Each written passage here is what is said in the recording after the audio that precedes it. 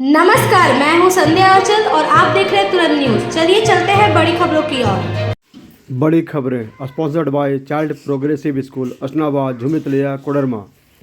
पलामू जिले के चैनपुर थाना क्षेत्र अंतर्गत अनहारी डोंडा के समीप एनकाउंटर में कुख्यात अपराधी अमन साहू को पुलिस ने ढेर कर दिया है।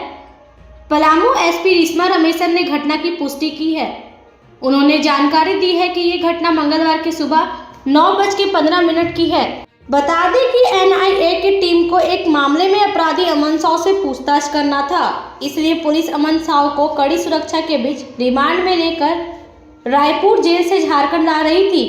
इस दौरान चैनपुर रामगढ़ मार्ग पर अनहारी डोंडा के समीप अपराधियों ने पुलिस की स्कॉर्पियो पर बम फेंककर हमला कर दिया। इसके बाद पुलिस अलर्ट हो गई।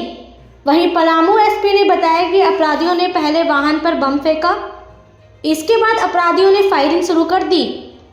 इसके बाद पुलिस ने भी कार्रवाई करते हुए फायरिंग की। बताया जाता है कि इसी बीच स्कॉर्पियो में बैठा अपराधी अमन साहू हवलदार राकेश कुमार का लाइसेंस राइफल छीनकर उसके सिर पर तान दिया।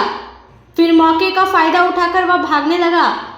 इसी क्रम में पुलिस व अपराधियों के बीच हुए एनकाउंटर में अपराधी अमन साहू ढेर हो गया। छत्तीसगढ़ में पूर्व मुख्यमंत्री भूपेश बघेल के घर में छापा मारने पहुंची ईडी पर हमले के मामले में बड़ी कार्रवाई हुई है। कांग्रेस नेता सनी अग्रवाल समेत 15 अन्य कार्यकर्ताओं के खिलाफ पुरानी भिलाई थाने में एफआईआर दर्ज की गई है। ईडी अधिकारियों पर हमले और उनके वाहनों पर पथराव के बाद दुर्ग पुलिस ने जांच शुरू कर दी है। ईडी ने सोमवार को शराब घोटाले से जुड़े मनी लॉन्ड्रिंग मामले में भूपेश बघेल और उनके बेटे चैतन्य बघेल से 11 घंटे तक पूछताछ की। छापेमारी के बाद जब अधिकारी महत्वपूर्ण दस्तावेज और केस काउंटिंग मशीन लेकर बाहर निकले तो कांग्रेस कार्यकर्ताओं के उग्र समूह ने उनके वाहनों को घेर लिया था। आरोप है कि कांग्रेस नेता सनी अग्रवाल ने एक वाहन पर पत्थर फेंका, जबकि अन्य कार्यकर्ताओं ने लात घुसे चलाए। दुर्ग पुलिस अधीक्षक जितेंद्र शुक्ला ने बताया कि ईडी से शिकायत मिली कि प्रदर्शनकारियों ने वाहनों को रोकने की कोशिश की और पथराव किया, जिससे एक वाहन की खिड़की का शीशा टूट गया। मामला दर्ज कर कार्रवाई शुरू कर दी गई है। क्या आप अपने बच्चों के भविष्य को लेकर चिंतित हैं?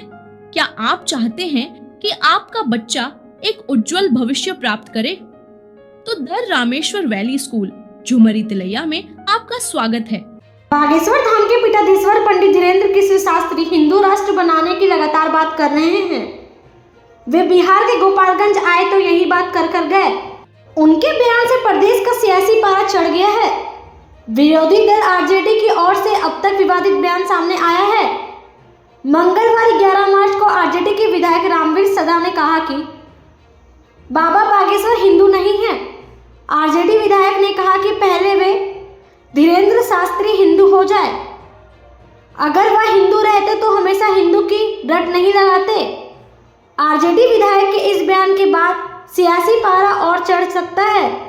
लगातार बाबा को लेकर आरजेडी के ओर से प्रतिक्रिया आ रही है। उधर बीजेपी के विधायक हरिभूषण ठाकुर ने कहा कि सनातन को मजबूत करने के लिए जो भी कदम उठेगा बीजेपी उसका समर्थन करेगी। तमिल स्टार से राजनेता बने विजय थलापति के खिलाफ चेन्नई में शिकायत दर्ज हुई है। उन पर मुस्लिम का अपमान करने का आरोप लगा है। रिपोर्ट का दावा है कि विजय के खिलाफ शिकायत के बाद तमिलनाडु के सुन्नत जमात के सैयद कोस ने मीडिया से बातचीत भी की है और एक्टर पर मुसलमानों के अपमान का आरोप लगाया है। बता दें कि हाल ही में विजय थलापति एक इफ्तार में शामिल हुए थे, जहां बताया गया था कि उन्होंने एक दिन का रोजा भी रखा था। साथ ही इस्लामी परंपराओं के साथ नजात अदा करते हुए रमजान का हिस्सा बने। अब इसी कदम के चलते उनके खिलाफ शिकायत दर्ज हुई है। रिपोर्ट में बताया गया है कि तमिलनाडु सुन्नत जमात के कोषाध्यक्ष सैयद कोस ने कहा कि विजय थलापति ने इफ्तार कार्यक्रम में मुस्लिम समुदाय का अपमान किया है। शराबी और उपद्रवी जिनका रोजा और इफ्तार से कोई लेना देना नहीं है, वह ऐसा करके समुदाय का अपमान करते हैं। एक्टर का ये आहत करने का तरीका है। हमारा स्कूल लीड से जुड़ा है और झारखंड का नंबर 1 लीड स्कूल है। हमारे स्कूल में नर्सरी से लेकर कक्षा 8 तक की पढ़ाई होती है और सभी कक्षाएं स्मार्ट क्लास हैं। हमारे स्कूल में कई सुविधाएं हैं। बिहार विधानसभा चुनाव से पहले राज्य में सियासी हलचल तेज है। इसी बीच गृह मंत्री अमित शाह ने ऐसा बयान दे दिया है जिससे प्रदेश की सियासत में भूकंप आ जाएगा। अमित शाह ने ऐलान कर दिया है कि वो बिहार विधानसभा चुनाव में बिहार में ही डेरा डालेंगे। अमित शाह के ऐसा बयान से विपक्ष की नींद उड़ सकती है। दरअसल गांधीनगर में आयोजित एक कार्यक्रम में केंद्रीय गृह मंत्री अमित शाह ने बड़ा ऐलान किया है। उन्होंने कहा कि आगामी विधानसभा चुनाव के दौरान वे बिहार में ही डेरा डालेंगे। साथ ही उन्होंने सीतामढ़ी में माता जानकी का भव्य मंदिर बनाने की घोषणा की है। इस मौके पर अमित शाह ने शाश्वत मिथिला भवन का उद्घाटन किया और महाकवि विद्यापति की प्रतिमा का अनावरण किया। उन्होंने कहा कि गुजरात के विकास में बिहार विशेष रूप से मिथिलांचल के लोगों का अहम योगदान रहा है। उन्होंने कहा कि मिथिला की नारी शक्ति ने भी समाज को दिशा देने में महत्वपूर्ण भूमिका निभाई है। केंद्र सरकार के कर्मचारियों और पेंशन भोगियों को इस साल होली का बड़ा तोहफा मिल सकता है। केंद्र सरकार 14 मार्च के त्यौहार से ठीक पहले महंगाई भत्ते और महंगाई राहत में बढ़ोतरी की घोषणा कर सकती है। मीडिया रिपोर्ट के मुताबिक कल बुधवार 12 मार्च को कैबिनेट की मीटिंग में इस पर ऐलान हो सकता है। अगर इसे मंजूरी मिल जाती है तो इससे 1.2 करोड़ केंद्रीय कर्मचारी और पेंशन भोगियों को फायदा होगा।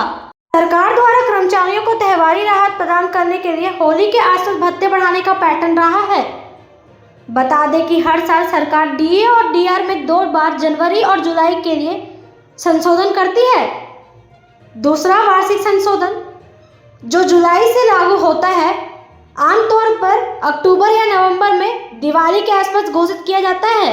हालांकि 5 मार्च 2025 को नई दिल्ली में आयोजित कैबिनेट बैठक के दौरान डीए बढ़ोतरी पर कोई चर्चा नहीं हुई थी। हमारे विद्यालय में एडमिशन लें, एडमिशन जल्दी लें क्योंकि सीटें सीमित हैं। हमारा संपर्क नंबर नीचे दिया गया है। जल्दी करें और हमारे स्कूल को विजिट करें। अभी के लिए इतना ही, फिर मिलेंगे बड़ी खबरों के साथ। तब तक के लिए नमस्कार।